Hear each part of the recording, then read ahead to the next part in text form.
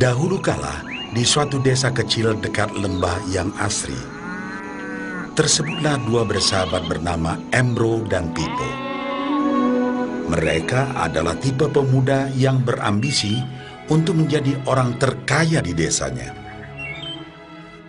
Mereka kerap membicarakan impian dan ambisi mereka itu akan kekayaan, kehidupan, dan gaya hidup yang ingin mereka miliki nantinya.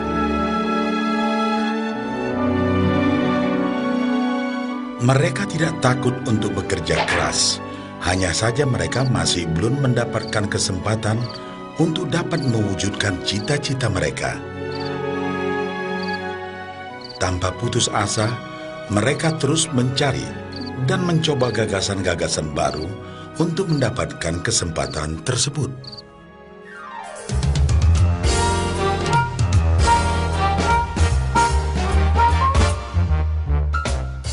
Hingga suatu hari, kesempatan itu pun datang. Desa mereka membutuhkan lebih banyak air. Oleh karena itu, kepala desa mempekerjakan Embro dan Pipo untuk mengambil air dari mata air di gunung untuk dibawa ke tempat penampungan di desa. Mereka akan dibayar sesuai dengan banyaknya air yang dapat mereka bawa. Maka mereka berdua pun menyambut dengan baik kesempatan ini. Embro dan Pipo pun segera melaksanakan pekerjaan tersebut dengan bersemangat. Setiap hari, sejak pagi hingga sore, mereka bergegas menuju mata air dengan membawa ember masing-masing. Mereka bekerja keras untuk membawa air sebanyak mungkin ke tempat penampungan air di desa.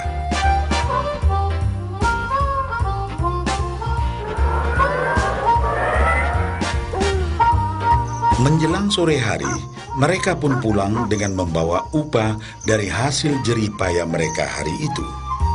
Embro merasa puas sekali dengan pekerjaannya itu dan besarnya upah yang ia dapatkan. Dia yakin bahwa dengan pekerjaannya ini, ia bisa segera mewujudkan cita-citanya. Bahkan untuk menambah penghasilannya, Embro membuat ember yang lebih besar agar dapat lebih banyak membawa air. Embro yakin dengan penghasilannya sebesar itu, tak lama lagi ia bisa segera membeli sapi dan memiliki gubuk baru yang ia idam-idamkan.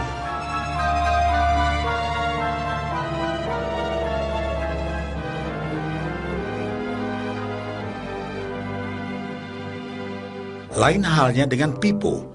Dia merasa tidak nyaman dengan cara yang mereka lakukan itu. Ia mencari cara yang lebih nyaman untuk mendapatkan lebih banyak uang. Suatu hari, Pipo mendapat sebuah gagasan.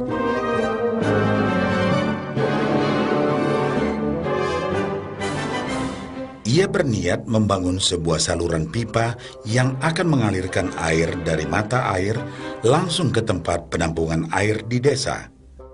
Dengan saluran pipa tersebut, ia akan mendapat lebih banyak air tanpa perlu lagi membawa ember ke mata air. Ia sangat antusias dengan gagasannya ini. Pipo pun mulai menceritakan gagasannya ini kepada Embro dan mengajaknya bekerja sama. Tetapi Embro tidak sependapat. Ia bahkan mentertawakan gagasan Pipo tersebut karena merasa dirinya mampu mendapatkan lebih banyak uang. Embro pun lebih sering lagi mengambil air dengan ember dan bahkan menggunakan ember yang lebih besar agar dapat membawa lebih banyak air ke desanya. Dengan cara ini, Embro yakin penghasilannya akan meningkat.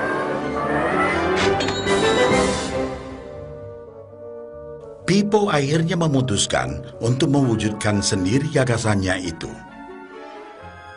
Dia mengerti bahwa tidaklah mudah untuk membangun dan menyelesaikan saluran pipa tersebut. Dibutuhkan beberapa tahun untuk bisa menyelesaikan dan menikmati hasilnya. Namun tekadnya telah bulat. Ia pun tetap bekerja mengangkat air dengan ember setiap hari seperti biasa. Tetapi di akhir minggu dan setiap ada waktu luang, Pipo bekerja keras menggali tanah yang banyak berbatu untuk membangun saluran pipanya. Pada bulan-bulan pertama, hasilnya hampir tidak kelihatan. Orang-orang desa mulai banyak mentertawakan dan mencemooh Pipo. Mereka menjulukinya Pipo si manusia saluran pipa.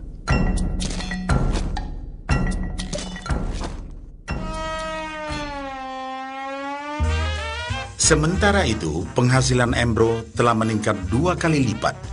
Ia sudah berhasil membeli sapi dan memiliki gubuk baru yang lebih besar. Gaya hidupnya pun sudah mulai berubah.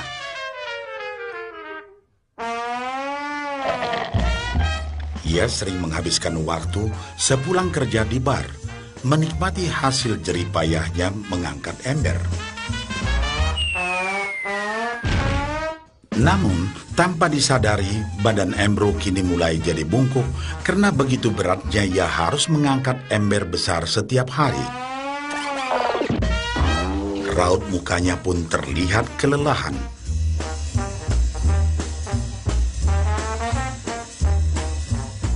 Semakin hari, semakin sedikit air yang dapat dibawanya karena tenaganya berkurang seiring bertambahnya usia.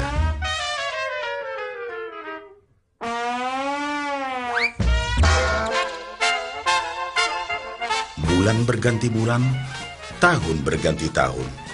Dan akhirnya, Pipo berhasil menyelesaikan saluran pipanya.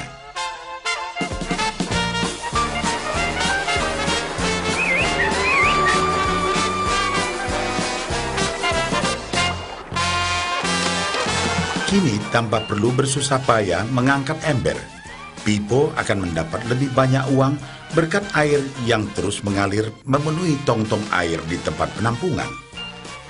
Air terus mengalir tanpa henti, bahkan saat ia tidur, makan, ataupun saat pergi berlibur.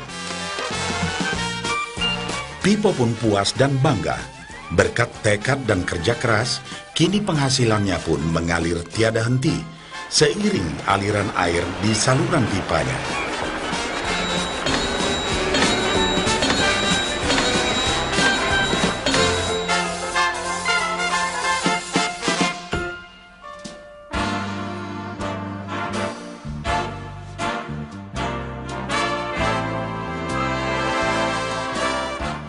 Setelah melihat cerita Embro dan Pipo, kita sadari bahwa cerita mereka menggambarkan kehidupan kita. Pekerjaan yang dilakukan mereka melambangkan apa yang dilakukan kebanyakan orang dalam mendapatkan penghasilan. Embro mendapatkan penghasilannya dengan cara menggunakan ember. Ia harus pulang pergi mengisi embernya dari mata air ke desa untuk ditukarkan dengan uang. Untuk meningkatkan penghasilan, yang dilakukan Embro adalah dengan cara lebih rajin pergi ke mata air dan juga memperbesar ukuran embernya. Dalam kehidupan yang nyata, sangatlah normal kalau kita ingin meningkatkan penghasilan, kita harus bekerja lebih keras. Misalnya, dengan bekerja lembur atau mungkin mendapatkan pekerjaan tambahan. Kita juga dapat memperbesar ember kita, yaitu dengan menerima posisi pekerjaan yang lebih tinggi. Sebagian besar dari kita menukarkan waktu kita untuk mendapatkan uang. Seperti juga Embro, kita pun memiliki waktu yang terbatas untuk dibarterkan menjadi uang. Dan kita tahu, setiap orang hanya memiliki 24 jam per hari. Dan tidaklah mungkin kalau kita membarterkan seluruh waktu kita untuk bekerja. Dan yang lebih sulit lagi, yaitu jika kita tak mampu lagi membarter waktu kita, karena alasan usia, kesehatan, ataupun alasan lainnya sehingga penghasilan kita terhenti sama sekali. Tetapi coba perhatikan apa yang dilakukan Pipo. Secara bijaksana, Pipo tidak membarterkan seluruh waktunya hanya untuk mendapatkan penghasilan yang terbatas. Tetapi dia menggunakan sebagian waktu yang dimilikinya untuk membangun saluran pipa, karena dia tahu bahwa saluran pipa ini akan mendatangkan penghasilan yang berkesinambungan tanpa dia harus membarterkan seluruh waktunya. Dia tahu bahwa suatu hari nanti, mungkin karena alasan usia atau kesehatan, dia akan tidak dapat lagi membarterkan waktunya dengan uang. Sedangkan ia mampu mewujudkan gagasan saluran pipanya itu, dia hanya perlu bekerja keras sekali saja untuk membangun saluran pipa. Setelah saluran pipa selesai, maka penghasilan akan terus mengalir bagi Pipo. Pipo telah menunjukkan kepada kita bahwa untuk mendapatkan penghasilan, kita tidak selalu harus dengan cara barter waktu dengan uang. Ada cara lain yang lebih baik. Bagaimana dengan Anda?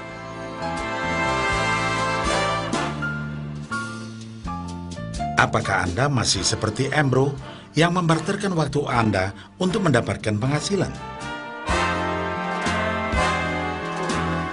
Atau Anda ingin mengikuti jejak Pipo dengan mulai membangun saluran pipa untuk mendapatkan penghasilan yang berkesinambungan?